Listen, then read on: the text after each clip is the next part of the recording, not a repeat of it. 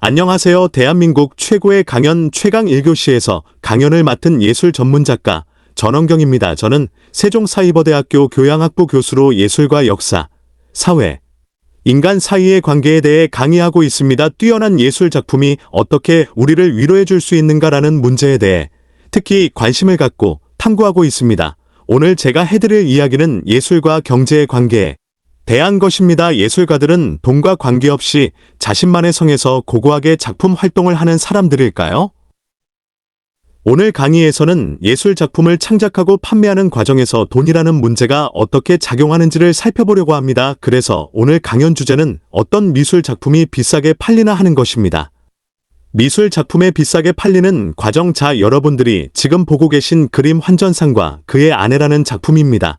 남편인 환전상이 돈을 세고 있고 그의 아내인 여성이 그런 남편의 작업을 바라보고 있는데 이 아내의 표정은 좀 이상할 정도로 열의가 없게 보이죠. 이런 스타일의 그림들이 근데 이전의 화가들의 작품에서 돈을 다룰 때 나타나는 대표적인 스타일인 것 같아요. 왜냐하면 성경에서는 부자가 되는 것, 돈을 모으는 행위에 대해서 그렇게 긍정적인 시각을 갖고 있지 않습니다. 성경에는 부자가 천국에 가는 것은 낙타가 바늘구멍에 들어가는 것보다 더 어렵다라는 구절이 있죠. 그러니까 이 기독교적 사고방식과 가치관이 절대적으로 자리하고 있었던 근대 이전에 유럽에서는 이런 기독교적 가치관에 반하는 그림이 그려질 수 없었습니다. 16세기 초반의 플랑드레에서 그려진 퀸텐마시스의 환전상과 그의 아내에서 이 부부는 자신들의 초상을 그리되 그리고 자신들의 직업을 그림 속에 보여주되 이 직업을 가지고 있지만 그것보다 신앙생활을 더 열심히 한다라는 식의 메시지가 담기기를 원했습니다. 그녀가 넘기고 있는 책은 기도서입니다. 그리고 그녀의 시선. 남편의 직업을 바라보는 시선이 그닥 열의가 없는 것도 그녀의 기도서에서 우리가 그 이유를 유추해 볼 수가 있습니다. 한마디로 이 부부는 직업보다는 신앙생활을 훨씬 더 열심히 하고 있다는 이야기를 하고 있는 것이죠. 이러면 조금 곤란한 부분이 있습니다. 그러면 실제로 부자들이 돈을 많이 번 사람들이 자신의 초상을 그릴 때는 어떻게 하나요?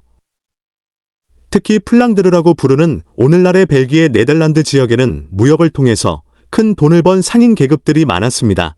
그런 상인 계급들은 자신의 초상화를 그리는 것을 좋아했는데 이 초상화 제작에서 발군의 실력을 보인 인물이 바로 네덜란드의 화가 렘브란트입니다.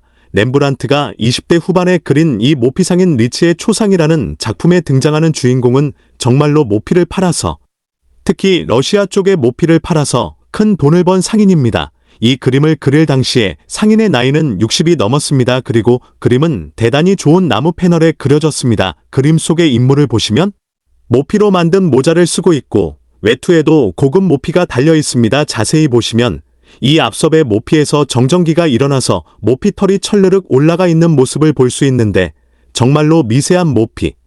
그러니까 양질의 모피니까 이런 식의 정전기가 일어났겠죠. 하지만 리치라는 인물의 얼굴을 보면 그는 좀 지금 피곤해 보여요. 눈은 충혈되어 있고 양미간에 주름이 잡혀 있습니다. 그리고 그림을 보는 이들에게 무언가를 내밀고 있는데 이것은 인보이스 송장입니다. 그 인보이스를 내밀고 있는 상인의 엄지손가락을 보시면 일반적인 사람의 손가락치고는 상당히 두툼한 뭉툭해져 있는 손가락입니다. 한마디로 이 인물은 평생 동안 손가락의 모양이 변형될 정도로 열심히 일을 하는 인물입니다. 그렇게 해서 큰 돈을 벌었죠.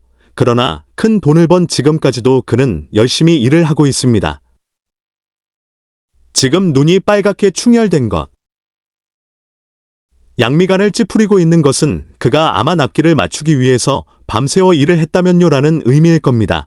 이렇게 밤새워 일을 해서 그는 약속받은 모피 물품을 다 배에 실었습니다. 그리고 모든 물품에 선적을 마쳤다라는 뜻으로 보는 이에게 인보이스를 내밀고 있는 겁니다. 한마디로 렘브란트는 이 상인의 그림에서 그가 부자인 것을 보여주되 결코 사치하거나 나태하거나 돈을 허투루 쓰는 인물이 아니다라는 점을 보여주고 있습니다. 여기서 우리는 하나의 중요한 힌트를 얻을 수가 있습니다.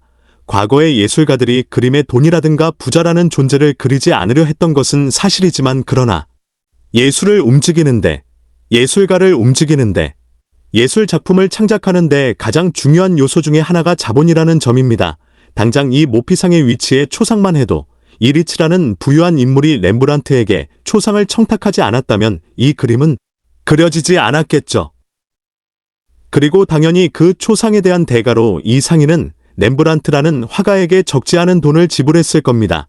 이런 식으로 예술과 자본은 과거부터 뗄래야 뗄 수 없는 밀접한 관계에 있었습니다. 그리고 현대 사회에 들어서 이 예술과 자본 사이의 관계는 더욱 각각적이었습니다. 미술에 대해서 별로 관심이 없는 분들조차도 요즘 들어 미술 작품의 경매가 점점 더 활성화되고 있고, 그리고 유명한 화가의 작품들이 천문학적인 가격으로 경매에서 낙찰받는다는 이야기를 뉴스에서 가끔 들으신 기억이 나실 겁니다.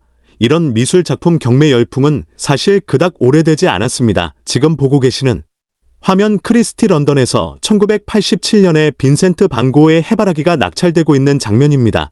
당시의 낙찰가가 4천만 달러, 우리 돈으로 500억 원이 좀 넘는 가격이었는데요. 이때부터 미술품 경매에 대한 열풍이 불기 시작합니다. 그 전까지는 최고 경매 낙찰가도 150억 원 정도밖에 되지 않았습니다. 그것보다 훨씬 더 비싼 가격으로 미술품이 경매에서 낙찰되기 시작한 겁니다. 이 해바라기가 세운 4천만 달러라는 경매 낙찰가는 같은 해에 같은 화가가 그린 붓꽃이라는 그림이 거의 6천만 달러에 가까운 5,890만 달러에 낙찰되면서 간단히 깨지게 됩니다. 이때부터 고흐의 작품의 열풍이 불기 시작하는데요.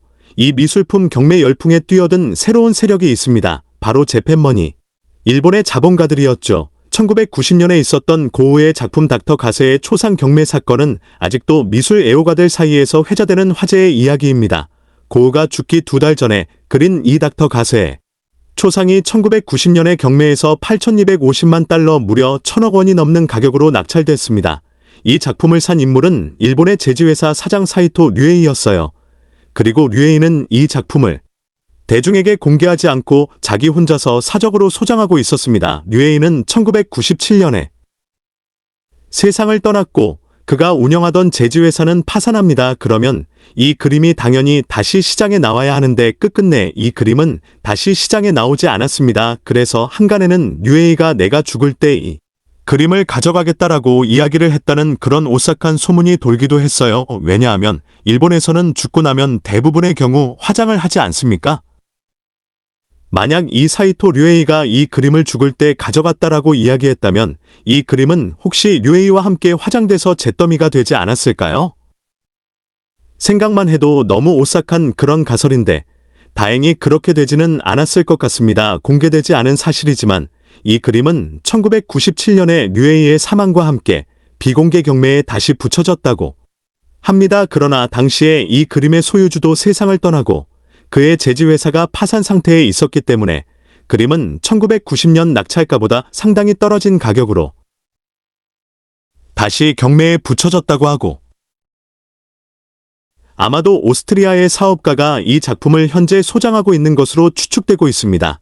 닥터 가시의 초상이 세운 8,250만 달러라는 경매가는 그로부터 14년 동안 깨지지 않다가 2004년에 피카소의 작품에 의해서 그 기록이 깨지게 됩니다. 현재 경매 시장에서는 일본의 자본은 많이 물러간 상태이지만 중국과 중동의 신흥 자본이 그 자리를 채우고 있어서 여전히 경매의 열기는 엄청나게 뜨겁습니다. 고흐를 비롯해서 피카소나 또 모딜리안이나 잭슨 폴로, 고갱, 뭉크같이 우리가 그 이름만 들어도 알 수 있는 유명한 화가들의 작품이 경매에서 특히 인기가 있는데요. 예를 들면 지금 보고 계시는 모딜리아니의 누워있는 나부라는 작품은 2015년에 1억 7천만 달러, 우리 돈으로 2천억 원이 넘는 가격으로 낙찰됐습니다. 이 그림을 사들인 인물은 아마도 중국의 자본가로 추측됩니다. 공식 경매보다 놀랍게도 비공식 경매에서 그림의 낙찰가가 더 비싸죠. 예를 들면 넌 언제 결혼해? 라는 이 고갱의 작품은 비공식 경매에서 3억 달러 전후의 가격으로 낙찰된 것으로 알려져 있습니다. 자, 이런 엄청난 가격. 무언가 우리가 주장하는 그 단위를 들었을 때 그 돈의 양이 얼마인지, 과연 얼마의 가치인지 알 수 없을 정도로 엄청난 가격으로 미술품들이 낙찰되고 있는데, 그런 미술품 가격 경쟁에서 가장 센세이셔널했던 사건이 바로 2017년에 터졌습니다. 다빈치의 세상의 구원자 예수라는 작품이 무려 4억 5천만 달러에 낙찰이 됐습니다. 우리 돈으로는 거의 6천억 원에 가까운 그런 천문학적인 금액으로 낙찰이 됐는데, 이 그림은 2013년에 처음으로 경매되었을 때 1억 2,700만 달러에 낙찰이 됐던 인물입니다. 그런데 4년 사이에 4배 이상 가격이 상승한 거예요. 그림을 산 사람은 우리도 그 이름을 익히 알고 있는 사우디의 빈살만 왕사자입니다. 이 그림을 2013년에 1억 2천만 달러에 사들였다가 2017년에 다시 경매에 붙인 인물은 러시아의 재벌 리볼로블레프입니다. 리볼로블레프가 이 그림을 살 때 우리 돈으로 1,600억 원 정도의 돈을 내고 이 그림을 샀을 때까지만 해도 이 그림에 대해서는 이야기가 상당히 많았습니다. 일단 이 그림이 정말 다빈치의 그림인가라는 부분에 대해서 사람들이 잘 확신하지 못하고 있는 상태였어요.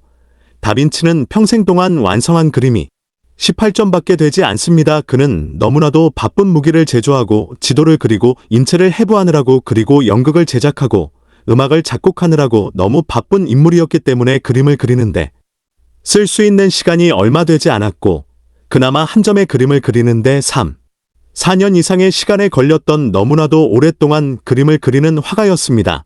그가 남긴 완성작은 18점밖에 되지 않는데 2011년에 런던 내셔널 갤러리에서 열린 레오나르도 밀라노의 궁정화가라는 다빈치 특별전에서 이 그림이 센세이셔널하게 나타났습니다.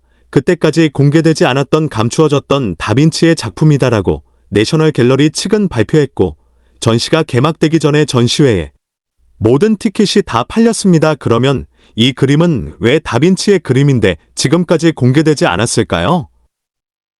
그리고 이 그림은 정말 다빈치의 그림이 맞을까요?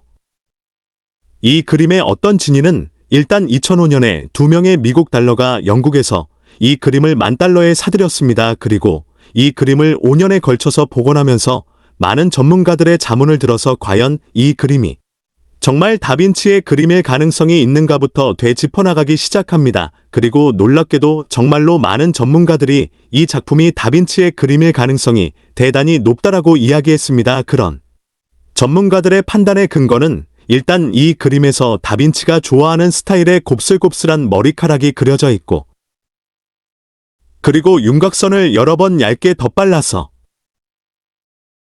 그 윤곽선이 사라지는 스푸마토 기법이 사용되었고 다빈치가 사용하던 물감과 특히 다빈치가 좋아하던 호두나무 패널의 그림이 그려져 있다 같은 부분이 전문가들이 이 작품을 다빈치의 작품이다 라고 판단한 중요한 증거들입니다. 예를 들면 다빈치 만년에 그린 이 세례요한이라는 작품에서도 곱슬곱슬한 머리카락이 등장하고 있고 윤곽선은 부드럽게 사라지고 있고 그리고 세례요한에서도 요한의 얼굴은 희미하게 그려진 반면 손은 대단히 날카롭고 선명하게 그려져 있는데 예수 세계의 구원자라는 이 작품도 마찬가지죠. 예수의 얼굴은 희미하게 그려져 있지만 손은 대단히 선명하게 그려져 있습니다. 그리고 이 그림에 대해서는 기록도 남아 있어요. 다빈치가 프랑스에서 사망한 후에 다빈치의 동성애인인 살라이가 성부의 모습을 한 예수라는 작품이 다빈치가 남긴 작품 중에 있다라는 기록을 남겼습니다. 작품은 계속 프랑스에 남아 있다가 프랑스에 헨리에타 마리아 공주가 영국 왕 찰스 1세에게 시집을 갈 때 이 그림을 혼수품으로 가져갔다는 기록이 있습니다. 그 후에 작품은 계속 영국 왕실에 있다가 영국의 찰스 2세가 이 그림을 버킹엄 공작에게 넘기게 되고 버킹엄 공작이 이 그림을 판 후로 그림의 행방은 묘연해졌습니다. 만약 영국 왕실이 이 그림을 계속 가지고 있었다면 영국 왕실은 다빈치의 그림을 가질 수 있는 그런 기회가 있었는데 안타깝게도 그 기회를 아무튼 이 그림의 천문학적인 가격 4억 5천만 달러라는 천문학적인 가격이 정말 놀랍지만 이 그림이 정말로 다빈치의 진본이라면 그 가격은 그닥 놀라운 것이 아닙니다. 왜냐하면 우리가 누구나 알고 있는 다빈치의 유명한 그림 모나리자의 2019년 보험 감정가가 6억 6천만 달러입니다. 우리 돈으로 따지면 8천억 원이 넘죠. 물론 프랑스 정부는 누군가가 그 돈을 낸다고 해도 이 작품을 팔지 않을 게 분명합니다. 아무튼 모나리자의 감정가가 그 정도라면 그러니까 6억 달러가 넘는다면 다빈치가 그린 또 한 장의 그림 세상의 구원자 예수가 4억 5천만 달러라고 해도 그리 터무니없는 가격은 아닌 셈입니다. 그러나 아직 이 문제는 끝난 게 아닙니다.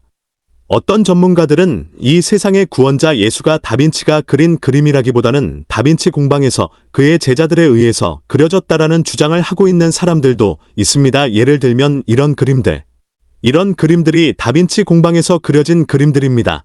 만약 다빈치 공방에서 세상의 구원자 예수가 그려졌다는 것이 확실하게 밝혀지면 그림의 가격은 지금보다 거의 10%입니다. 아무튼 2013년에 최초의 세상의 구원자 예수 경매에서 러시아의 리볼로 블레프가 이 그림을 한화로 1600억 원 정도 주고 샀을 때도 그런 이야기가 있었습니다. 만약 이 그림이 다빈치 공방에서 그려졌다면 이 그림의 가치는 그 10분의 1은 150억 원도 되지 않는다라는 이야기가 있었습니다. 그런 설왕설래에도 불구하고 리볼로 블레프는 이 그림을 샀고 4년 후에 빈살만 왕세자에게 이 그림을 넘기면서 253%의 수익을 올렸습니다. 그렇다면 미술품의 투자 가치는 정말 확실한 셈이죠. 빈살만 왕세자는 애당초 이 그림을 살 때 루브르의 아부다비 분관에 이 세상의 구원자 예수를 공개하기로 했지만 아직까지 이 그림은 대중에게 공개되지 않고 있습니다. 이런 천문학적인 가격으로 다빈치의 그림 가격이 매겨지는 것은 사실 어찌 보면 이해가 가는 부분입니다. 왜냐하면 다빈치는 오래전에 사망했습니다. 그러니까 다빈치가 더 이상 그림을 그릴 수 없죠. 그리고 아까 말씀드린 대로 다빈치라는 화가가 남긴 그림 자체가 굉장히 그 수가 적기 때문에 더더욱 희소 가치가 높아질 수 있습니다. 이미 세상을 떠난 화가의 그림 그리고 그 그림의 수가 적은 화가일수록 화가의 작품의 가치는 경매 가치는 높아질 수밖에 없습니다. 그러나 여기서 하나 예외가 있죠. 바로 경매 시장에서 늘 환영받는 화가 파블로 피카소입니다. 피카소는 평생 3만 점 이상의 그림을 그렸습니다. 그가 그린 그림의 전작의 도록이 아직까지 만들어지지 않을 정도로 많은 수의 그림을 그렸는데 이 피카소의 알제의 여인들이라는 작품이 1억 7,900만 달러에 납찰됐습니다. 그렇다면 피카소의 작품들은 그렇게나 수가 많은데 왜 비싼 걸까요?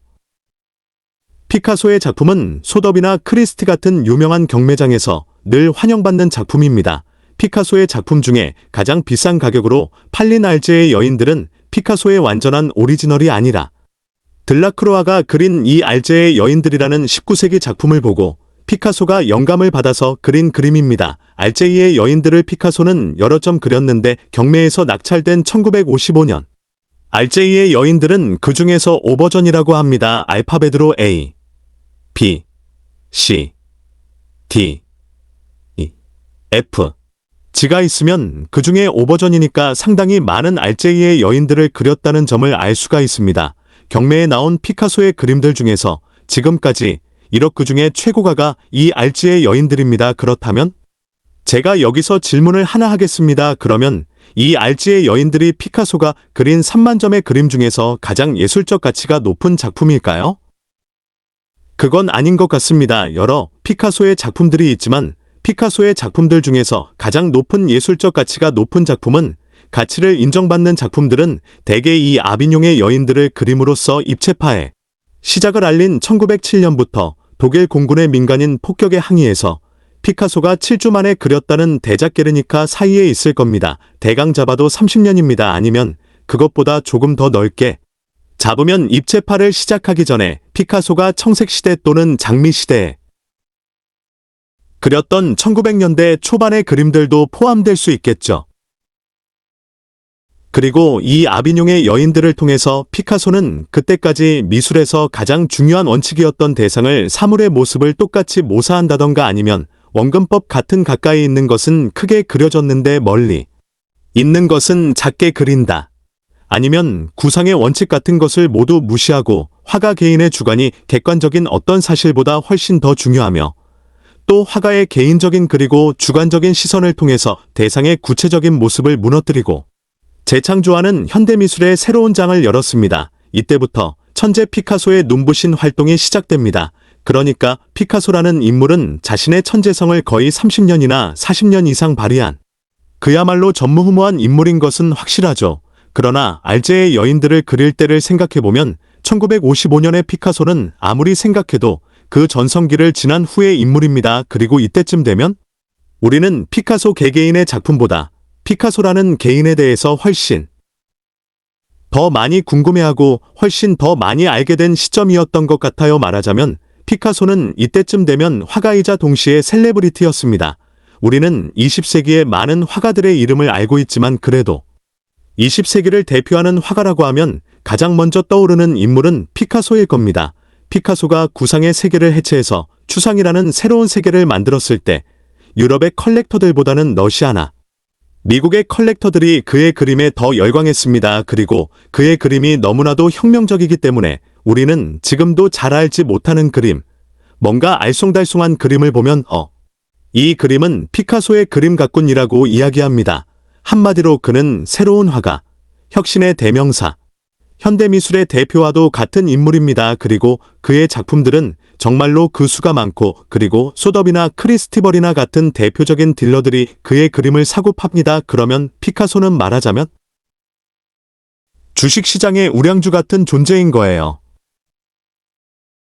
그림을 샀다가 나중에 더 비싼 가격으로 팔 수 있으려면 그림의 수가 적은 것보다는 많은 것이 차라리 유리합니다. 그리고 소더비나 크리스티 같은 큰 화제를 불러일으킬 수 있는 딜러의 경매장에서 팔 수 있는 그림들입니다. 피카소라는 이름은 너무나도 유명하기 때문에 그 누구도 그 이름의 가치에 대해서는 의문을 제기하지 않습니다. 실제로 2002년에 뉴욕대 경영대학원의 두 교수가 메이와 모제스라는 두 교수가 1875년부터 2002년까지 경매에 붙여진 만점 이상의 그림들의 가격을 분석해서 한 점의 작품을 사고 팔 때 그 작품의 컬렉터가 얼마나 많은 이익을 얻을 수 있는지를 계산해 봤습니다. 피카소의 그림은 연 9%의 수익을 올릴 수 있다고 해요. 그리고 이 메이모제스 지수가 2002년에 만들어졌으니까 그 이후로 피카소의 작품에 대한 경매 열풍이 붙었기 때문에 아마 그 지수는 지금 2002년보다 훨씬 더 상승했을 겁니다. 결과적으로 피카소의 작품이 1,000억 원 이상의 가치를 갖고 있고 또 1억 달러 이상으로 낙찰되고 이런 것은 이 작품의 예술적 가치 못지않게 이 작품의 투자 가치의 부호들이 자신의 주머니를 열었다라고 볼 수 있는 것이죠. 그렇다면 지금처럼 현대에 들어서 미술품의 가치가 이렇게 예술 가치적 가치 못지않게 투자 가치에 사람들이 주목하던 때보다 훨씬 옛날 과거에는 미술 작품의 가격은 어떠했을까요? 과거에는 미술 작품들이 훨씬 쌌을까요? 이런 질문을 한번 해봅시다. 미술품을 한 점에 그림을 완성시키는 데는 그 작품의 재료비가 필요하고 그리고 두 번째로 화가의 노력해주는 공임이 필요합니다. 과거에는 이 두 재료비와 공임 중에서